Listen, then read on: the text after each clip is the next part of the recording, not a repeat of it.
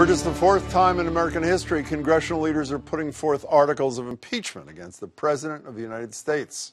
The first order of business for members of Congress is the solemn act to take an oath to protect and defend the Constitution of the United States. We must be clear. No one, not even the President, is above the law. Democratic House leaders announced 2 articles of impeachment against Donald Trump today: abuse of power and obstruction of Congress for, quote, soliciting the interference of a foreign government, Ukraine, in the 2020 U.S. presidential election, and directing the unprecedented, categorical, and indiscriminate defiance of subpoenas issued by the House. The Judiciary Committee could vote as soon as Thursday, which would pave the way for a full House vote before Christmas, which is likely to pass along party lines. But then the process would head over to the Republican-controlled Senate, and if GOP congressmen in the House are any indication, it's a tough road ahead there. It's going to be a low mark in Congress when you see what they've done to the standard of impeachment. We all should be alarmed at how they've abused their power with this majority in Congress. And as for the Trump administration, what's happening in Washington, D.C. today is a disgrace. It's nothing short of a partisan impeachment. The Democrats are running down this president because they know they can't run against this president in 2020. Joining me is someone who knows a little bit about the impeachment process. David Gergen, who served as an advisor to 4 presidents, including Richard Nixon and Bill Clinton, now with the Kennedy School of Government and a commentator on CNN. David, it's good to see you. Good to see you. You missed Andrew Johnson. I just want to be clear. Okay. So there was never any doubt there'd be articles of impeachment. The suspense was about how broad they would be. Sure. Obviously, the House chose the narrow, focused on Ukraine thing. They decided to ignore obstruction of justice from Mueller, emoluments, bribery, those sort of things. Did they make the right choice? Well, at first I thought they ought to go for the Braude indictments, but as I got closer to it and began to understand, Nancy Pelosi wants to have the impeachment passed, but she also wants to preserve her majority, and she does have members who are in, relatively young members who are in swing districts, for whom it could be perilous if you extend this out for 2 or 3, 4 months. Well, it's interesting on the political front. I agree it was a political judgment. Chuck Todd from Meet the Press, another station, was on the radio with us the other day, and he drew the same conclusion, but a different route. Sure. Said, let's have 4 or 5 articles so that those Trump district Democrats can vote no on a few of the articles, sure, so they can go home and say, we didn't just buy everything lock, stock, and barrel. But you think the narrower approach was the way to go? I think, and this was, they weren't going to get any cooperation. I mean, the argument is made, why didn't you guys wait and so forth. The Republicans were going to obstruct all the way through. They're going to fight them tooth and nail in every court that they could and just postpone it until past the election. And I think the Democrats at the end wisely said we ought to go ahead and move. Now, I think the hard question, Jim, is once this is completed, and the president will be acquitted. I think that's fairly certain. But once it's done, is he going to feel exonerated? And then what happens when he starts feeling his oats and what he does? Remember, when the Mueller report came out and it didn't really nail him, the next day he called Zelensky. He was feeling really strong and brave. Now, if he takes the exoneration as permission, as a green light to go on and be doing things like this, we could have some real issues down the road. Do you re-impeach a guy? Do you start it again? Do you keep the door open in the Intelligence Committee? How do they handle that? Because what is really important here at the end of the day is whether there's a sense of checks and balances coming out. Are there checks and balances? Does the president behave himself? Does the administration behave himself? Or do they take this as a license to do whatever they want? Well, the answer is there are no checks and balances, right? I mean, that's what I'm worried about. Well, it's funny because I will mention while the Republicans have flown a bunch of totally not credible arguments from the president was concerned about corruption. Right. Ukraine did interfere in 2016. One thing that's relevant to what you said is they constantly reference a moment in 1998 during the Clinton impeachment when Jerry Nadler was not the chair of the Judiciary Committee, but rather a rank-and-file member. Here's what Nadler had to say. There must never be a narrowly voted impeachment or an impeachment substantially supported by one of our major political parties and largely opposed by the other. Such an impeachment would lack legitimacy, would produce divisiveness and bitterness in our politics for years to come, and will call into question the very legitimacy of our political institutions. Nadler 21 years ago seemed to be anticipating the same sort of concerns that you were voicing about what an exoneration, or at least not a conviction, of Donald Trump would mean. The fact that it is going to come on clearly totally partisan lines plays into that, does it not? Oh, absolutely. And I think that Democrats may lose 2 or 3 in the House. I don't see them losing any Senate votes, but I also, very importantly, don't see any Republicans breaking ranks. What happened to the Republicans? I mean, I was looking back. You lived through this. Yeah. I was looking back at the Clinton thing today. I think 31 Democrats voted for the articles of impeachment. Yes, right. 5 voted actually to impeach him. We know there was a bipartisan move in the Nixon situation. Yeah, so like 80 Republicans. Right, to get rid of him. Yeah. What happened to the Republicans? I've said this almost every night on the show, David. I understand not voting for impeachment. I don't understand saying everything is fine, that he did absolutely nothing wrong. I agree. I don't think I've heard a major Republican say it was inappropriate.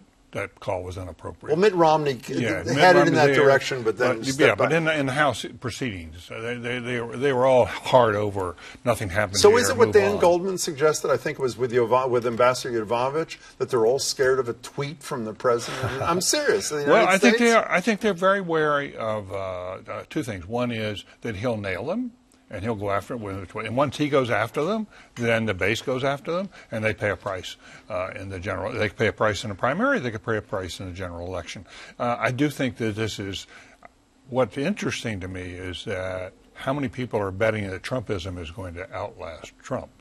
And they're making their bets on that basis, and they're moving into Trump land in a more permanent way. Well, I've worried a lot about that, but I have to say one thing that happened today I'm not sure how to interpret. And talk about surreal, and everything is surreal here. Right. At 9 o'clock, Nancy Pelosi stands with her key committee chairs to announce 2 articles of impeachment. And 10 o'clock, she stands with Democratic leaders to announce she's cut a deal with the President of the United States to reform NAFTA with this U.S.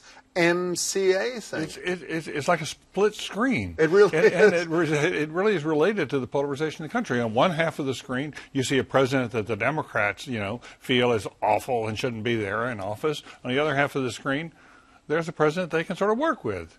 When you think about back to the Nixon and Clinton, what parallels and what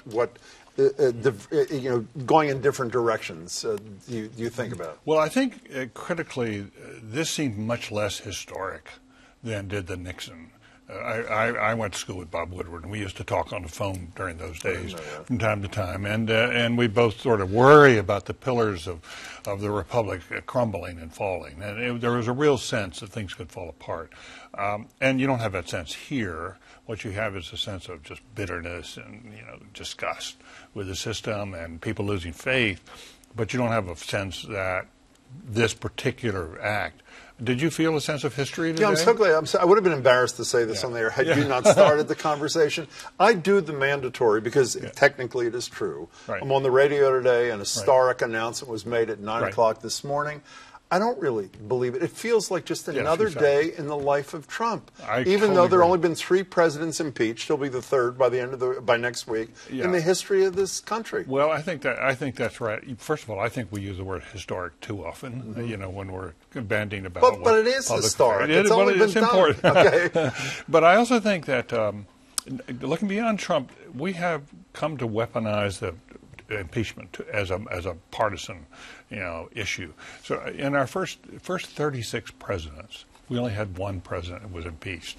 We've had 9 presidents since then. 3 are going to wind up impeached. So that's 1 out of every 3 presidents is impeached. Well, that's crazy as well as historic. But it seems to me that part of that is the grotesquely partisan nature of things. Yes. Well, we've gone out of our way on the show, and just a minute ago talking about how the Republicans are in an alternative universe.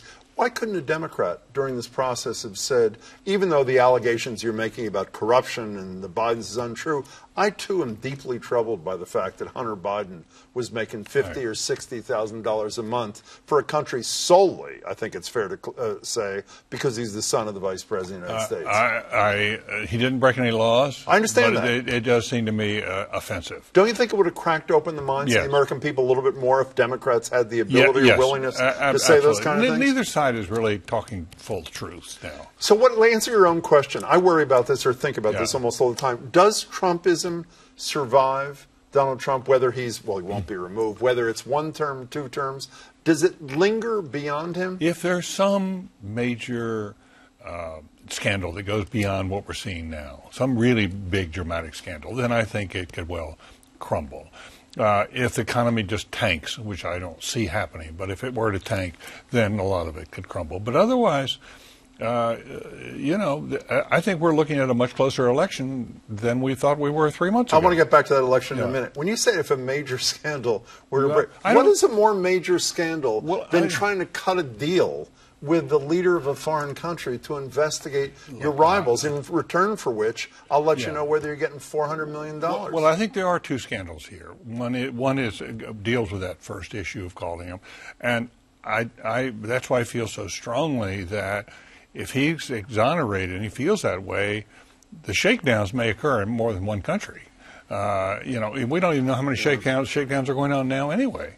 So, but I think using cheating to get to the presidency, that would be a major scandal, and I still don't think we have the full facts on the first time around with the Russians. So you started to talk about the impact, not so much on Congress, you touched on that a minute ago, on the presidential election. Let's assume the likely outcome happens, that no Republicans, maybe one, maybe two, but virtually no Republicans vote for conviction. Right. He will claim total exoneration. And he's already starting to do that. Total exoneration, and by the way, right in the middle of my being impeached, one of my promises on the campaign trail, the reform of NAFTA, happened thanks to me. Yes. So I delivered on a key promise to working people around this country, many of you in those Rust Belt states, by the way. What's the impact of all this on November?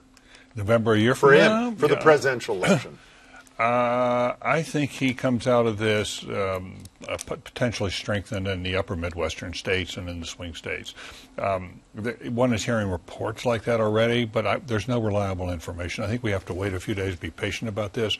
But we may see some breaking toward Trump that would last for a while. Now, I also think, Jim, that when we got back to the domestic issues, there are issues the Democrats can work on and play on. For this very day, in the Washington Post, there's a big story tonight that the percentage of Americans who cannot afford health care and are delaying health care has doubled. It's 25% now, and another 8% are being very loath to do it. That's amazing. 25% of the people in this country simply can't get good health care because they can't afford it. But when Donald Trump says those Democrats want to eliminate your private insurance, that tends to undercut the Democrats' case. Well, it does, but he wants to get rid of Obamacare altogether. He's challenging the courts. That's a built-in opportunity for Democrats. And by the way, most Democrats are moving away from Medicare for all. I know there. David, it's a pleasure. Okay, nobody better to talk to him. I always enjoyed it.